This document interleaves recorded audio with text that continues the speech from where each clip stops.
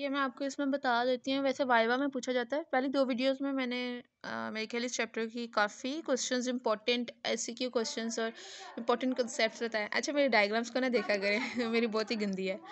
अच्छा अब जो है मैं आपको इसमें बताने वाली थी कि ये मेरा थर्ड पार्ट है इस चैप्टर का। चैप्टर थोड़ा लंबा है ना, वैसे मैं इसमें से इंपॉर्टेंट चीज़ें बता रही हूँ जो करनी है, बस वही बता रही हूँ।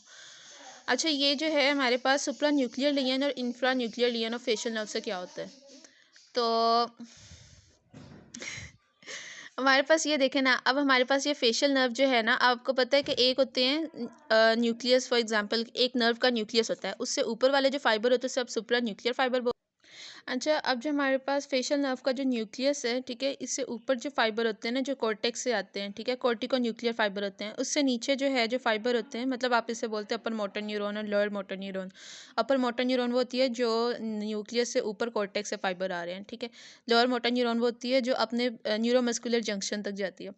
अब इसमें ना ये होता है कि कॉर्टेक्स से जो हमारे पास अब जो फेशियल नर्व का न्यूक्लियस है ना, इसे 2 पार्ट में डिवाइड करें, एक अपर पार्ट एक लोअर पार्ट।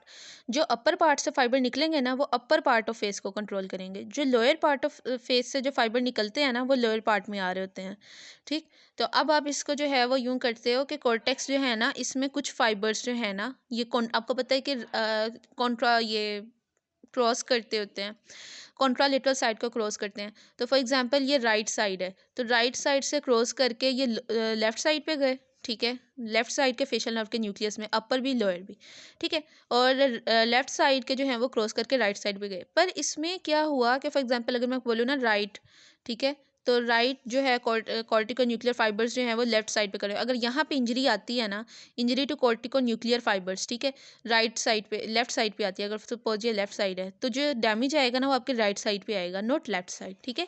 क्योंकि ये किसको कंट्रोल करे थे, इन्होंने ऊपर क्रॉस कर लिया था, ये कहाँ पे आ गए थे, राइट के न्यूक्लियस में आ गए थे और राइट साइड ऑफ फेस को कंट्रोल कर रहे थे। That all you know from neurophysiology also कि जो फाइबर्स क्रॉस करते हैं तो फिर अपर मोटर न्यूरॉन लिगन से जो अफेक्ट आता है वो ऑपोजिट साइड पे आ रहा होता है, सही है। अब यहाँ पर ना जो मज़े की चीज़ है ना, जो काम है वो ये वाली बात है कि कुछ फाइबर्स होते हैं कॉर्टेक्स से जो इप्सीलेटरल रहते हैं, वो क्रॉस नहीं करते। जैसे ये वाला जो फाइबर है ये दूसरी साइड पे नहीं गया और ये अपर फेस को कंट्रोल करते हैं, ठीक है। इप्सीलेटरल रहते हैं और ऊपर रहते हैं, ठीक है, ये ऊपर हवाले हाफ में है। तो इससे क्या होगा, सपोज कि अगर मैं यहाँ पे कट लगा देती हूँ तो ये लेफ्ट साइड था, तो जो इंजरी आएगी, ठीक है, या जो हमारे पास जो फेस के जो मसल्स वीक होंगे या जो भी मसला होगा वो किस साइड पे आएगा, वो राइट हाफ पे आएगा, ठीक है, यानी कि ऑपोजिट हाफ पे आएगा। दूसरा बात, राइट के लोअर क्वाड्रेंट में आएगा, नॉट अपर क्वाड्रेंट। क्यों? क्योंकि हमने ये वाला जब ख़राब किया, ठीक है, तो इसमें हमारे पास ये 2 क्वाड्रेंट्स में जो है वो नर्व सप्लाई इसकी वजह से गई। लेकिन जो सेम साइड से इप्सीलेटरल सप्लाई आ रही थी वो तो आ रही है ना, ठीक है। तो इप्सीलेटरल सप्लाई आ रही है, इसने ऊपर वाले मसल को सप्लाई कर देना, तो ऊपर वाला मसल फिर भी बच जाएगा, सही। तो अगर मेरे यहाँ पे मैं इंजरी करती हूँ तो इससे क्या होगा कि एक तो हमारे पास जो है वो ऑपोजिट, एक बात अपनी याद रखनी है कि opposite side of face affect होगा। दूसरा ये जो अपर क्वाड्रेंट है वो बच जाएगा क्योंकि इप्सिलेटरल फाइबर्स आ रहे थे, इन शॉर्ट। बाद आप नेक्स्ट पेज पे आएँ तो नेक्स्ट पेज जो है उसमें हमारे पास ये डायग्राम इंपॉर्टेंट है। ये डायग्राम आपको ड्रॉ करनी आनी चाहिए। अच्छा अगर वो आपसे पूछे ना कि सेंसरी सप्लाई ऑफ फेस की बताएं तो ये डायग्राम ड्रॉ करनी है। अगर वो आपसे पूछें कि सेंसरी सप्लाई ऑफ स्कैल्प बताएं तो जो पीछे मैंने डायग्राम बताई थी वो आपने ड्रॉ करनी है। अगर आर्टीरियल सप्लाई बताएं तो पीछे वाली ड्रॉ करनी है स्कैल्प की, ठीक है।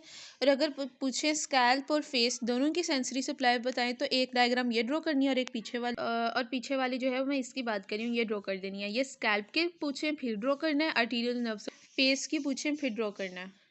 उसके बाद यहाँ पे आ जाएं, ये वाला जो पीछे वाले जो 2 पेज हैं वो करने की ज़रूरत नहीं है, रिटन में इसका कोई काम नहीं है, ठीक है। उसके बाद जो हमारे पास ये वेन्स ऑफ फेस, ये मैंने आपको पहले बता दिया है। वहीं से जो ऑर्बिटल वेन वही है, ये मैंने आपको पहले भी बता दिया था, फोर्थ लेयर में बता दिया था कि facial vein deep facial vein से टिरिगोइड वेनस प्लेक्सस से मिश्री वेन और कैवर्नस साइनस में कंटिन्यू करती है, जिसकी वजह से फोर्थ वेन डेंजरस है कि कैवर्नस साइनस तक सेपरेट कर जाएगा आपकी क्रेनियल फोसा। फिर उसके बाद आपकी जो नर्व्स वहाँ से गुजर रही थी तकरीबन, मेरे ख्याल है कौन सी थी, थर्ड थी फोर्थ थी, तो ये अफेक्ट होती हैं। यस मैं इसको मिस करके जा रही थी अभी। डेंजरस एरिया ऑफ फेस, ये भी ऐसे क्यों आ जाता है। डेंजरस एरिया ऑफ फेस जो है वो क्या है हमारे पास, ये आपकी नोज़ है, ये आपका लिप है, ये वाला जो एरिया होता है ये डेंजरस एरिया ऑफ फेस होता है। क्योंकि यहाँ पे कोई भी इन्फेक्शन होगा वो कैवर्नस साइनस में चला जाएगा, मिडल क्रेनियल फोसा तक चला जाएगा वेन्स के थ्रू। यहाँ पे कम्युनिकेशन होता है बेसिकली फेशियल वेन का डीप फेशियल वेन के साथ। ठीक है? तो जो ये चीज़ है ये डेंजरस एरिया ऑफ फेस है। बाद नेक्स्ट आ जाएँ तो आपने इस चैप्टर से करनी है फेशियल आर्टरी। फेशियल आर्टरी जो है इसका कोर्स मैं आपको बता देती हूँ, बहुत मज़े का है। एक्सटर्नल कैरोटिड आर्टरी से निकली फेशियल आर्टरी, फिर इसने वाइंड किया अराउंड मैंडिबल, ये भी जो डॉटेड है या बैक साइड है, ठीक है, ये पीछे थी, फिर वो वाउंड करके आगे को आई, यहाँ से वाउंड करके टॉर्चुअस कोर्स होता है इसका बहुत ज़्यादा। ठीक है, फिर ये इसने पियर्स किया यहाँ पे मैंडिबल के पास डीप सर्वाइकल फेशिया को, फिर एंट्रो इन्फीरियर एंगल पे। उसके बाद माउथ से कितने सेंटीमीटर, 1.25 सेंटीमीटर लेटरल जो है इसने असेंड करना शुरू किया, और जो है फिर हमारे पास आई की मीडियल साइड तक आती है और डोर्सल नेजल आर्टरी के साथ ये एनास्टोमोस कर जाती है। इसकी ब्रांचेस क्या हैं जी? सुपीरियर लेबियल, इंफीरियर लेबियल और लेटरल नेजल आर्टरी, ये इसकी ब्रांचेस आ जाती हैं। ये छोटी सी फेशियल आर्टरी है, ये देख लीजिएगा। उसके बाद इस चैप्टर से लेक्रिमल अपरेटस का सिर्फ ये करना है आपने, बाकी जो है वो आगे आ जाएगा, इस चैप्टर से करने की ज़रूरत नहीं है, वो आगे जो आएगा वहाँ पे करिएगा।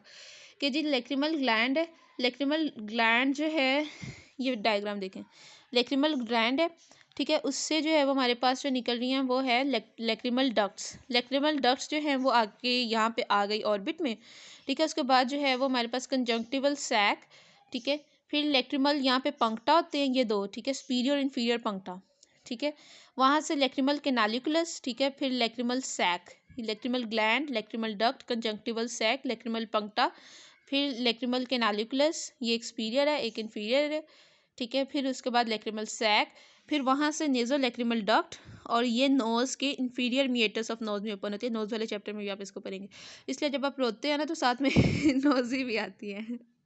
उसके बाद इस चैप्टर से करने वाला कुछ भी नहीं है, ये एक यहाँ पे ज़रूर लिखा है सिक्रोटम मोटर फाइबर लेक्रिमल ग्लैंड के, लेकिन बेसिकली ये आगे भी आ जाएंगे, तो इसलिए आप इसको यहाँ से कर लें या आगे से कर लें। इसके अलावा ये जितनी भी चीज़ें ये करने की ज़रूरत नहीं है, डिटेल ना ये पूछेगा कोई ना, इसने आना है, ठीक है। डेवलपमेंट वगैरह करने की ज़रूरत नहीं है।